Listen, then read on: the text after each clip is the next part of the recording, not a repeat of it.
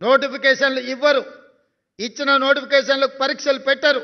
ఒకవేళ పరీక్షలు పెడితే ఆ పరీక్షల యొక్క ప్రశ్నపత్రాలు జిరాక్స్ సెంటర్లలో పల్లి బఠానీలుగా అమ్మే పరిస్థితి.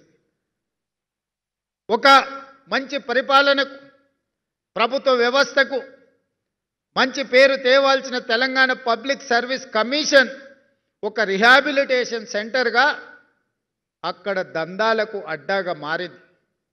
అందుకే ఈ ప్రభుత్వం వచ్చిన తర్వాత తెలంగాణ పబ్లిక్ సర్వీస్ కమిషన్ని ప్రక్షాళన చేసినాం. నూతన చైర్మన్లను, సభ్యులను నియమించడం.